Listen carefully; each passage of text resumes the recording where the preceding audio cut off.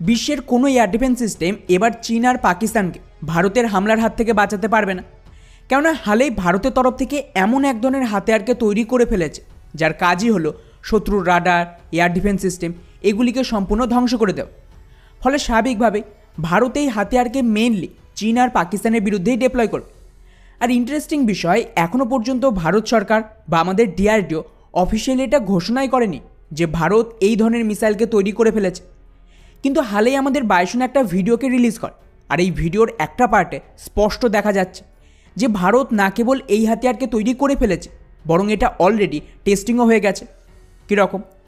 তো বন্ধুরা, আপনারা হয়তো জানবেন যে এই মাসেই আমাদের বায়ুশক্তি এক্সারসাইজ হওয়ার কথা, আর এর জন্য একটা প্রোমো রিলিজ করে আমাদের বায়ুসেনা। এখন এই ভিডিওতে একটা ছোট্ট পার্টে দেখানো হয় যে আমাদের সুখোই ফাইটার জেট কোনো একটা মিসাইলকে ফায়ার করছে। এই মুহূর্তে আপনারা স্ক্রিনে যে ছবিটা দেখছেন ওটা কিন্তু সেই মিসাইল লঞ্চের একটা স্ক্রিনশট। এখন এই মিসাইলকে যদি আপনারা খুব ভালোভাবে অবজার্ভ করেন তাহলেই বুঝতে পারবেন যেটা আর কিছুই নয়, বরং ভারতের যে রুদ্রম সিরিজের মিসাইল রয়েছে সেই রুদ্রম 2 মিসাইল।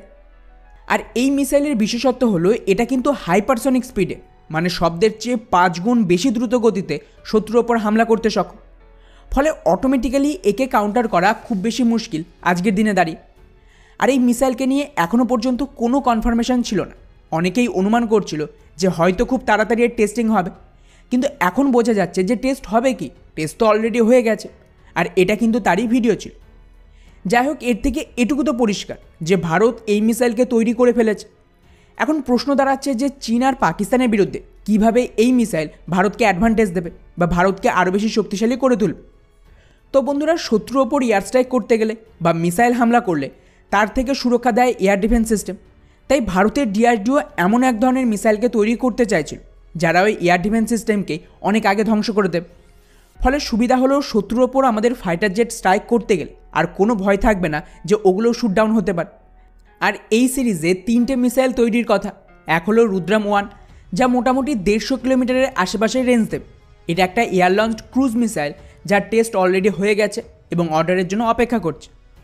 এরপর রয়েছে এই রুদ্রম 2, যার রেঞ্জ মোটামুটি 300 কিলোমিটারের আশেপাশে। এটা একটু আলাদা, এটা অ্যাকচুয়ালি হাইপারসনিক ব্যালিস্টিক মিসাইল।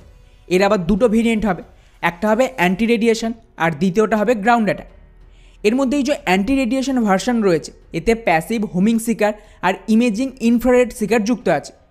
ফলে এর কাজ হলো শত্রুর রাডার থেকে যে রেডিও ওয়েভ বেরোচ্ছে তাকে ডিটেক্ট করবে এবং এটাকে ফলো করে শত্রুর রাডারের কাছে পৌঁছে তাকে সম্পূর্ণ ডিস্ট্রয় করে দেবে। আর স্বাভাবিকভাবে এই রাডার ছাড়া শত্রুর এয়ার ডিফেন্স সিস্টেম কোনো কাজে না। এরপর এই যে গ্রাউন্ড ভার্সন রয়েছে এতে কিন্তু প্যাসিভ হোমিং যে সিকার তার প্রয়োজন নেই। তাই এটাকে ব্যবহার করে শত্রুর গ্রাউন্ড টার্গেট, যেমন ধরুন কমিউনিকেশন সেন্টার, রানওয়ে, বাংকার, এই সমস্ত কিছুকে ধ্বংস করা হবে। যদিও এটা জানা নেই যে এই যে মিসাইল টেস্টিং হয়েছে সেটা কোন ভেরিয়েন্ট। তবে খুশির বিষয় হলো এখন ভারতের কাছে এমন এক ধরনের মিসাইল রয়েছে যা 300 কিলোমিটার দূর থেকে ফায়ার করলেও শত্রুর যে কোনো রাডারকে ডিস্ট্রয় করে দেবে।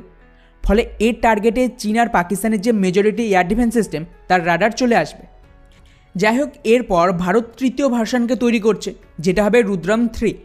এটা আবার 600 কিলোমিটার দূরে হামলা করতে পারবে। আর এটা কবে টেস্ট হবে, কাজ কত দূর এগিয়েছে, কোনো ইনফরমেশন পাবলিক নেই। তবে আশা করা হচ্ছে যে এটাও খুব তাড়াতাড়ি টেস্টিং হয়ে যাবে আর তারপরেই ইনফরমেশন বাইরে আসবে। আর এই মিসাইল একবার রেডি হয়ে গেলে যে কোনো লং রেঞ্জের রাডার, যেমন ধরুন S-400, এর যে সবচেয়ে লং রেঞ্জের রাডার তাকেও টার্গেট করার ক্ষমতা থাকবে। ফলে ওভারঅল এটা আবারও প্রমাণ করে দিল যে কিভাবে ভারত মিসাইলের সেক্টরে এক প্রকার কিং হয়ে গেছে। একের পর এক রেকর্ড টাইমে যেভাবে এই সমস্ত মিসাইল তৈরি হচ্ছে তার ধারে কাছেও নেই কোনো দেশ, তা আবার সম্পূর্ণ স্বদেশিভাবে। অন্যদিকে চীনকে দেখেন, চীন কিন্তু সম্পূর্ণ কপি করে অথবা রাশিয়ান মিসাইলের রিভার্স ইঞ্জিনিয়ারিং করে, যেটা ভারত করে না। এখন অপেক্ষা শুধুমাত্র এর অর্ডারের। বাকি ভারতের এই বড় সফলতাকে নিয়ে আপনাদের কি মনে হয় নিচে অবশ্যই কমেন্ট করে জানাবেন। জয় হিন্দ।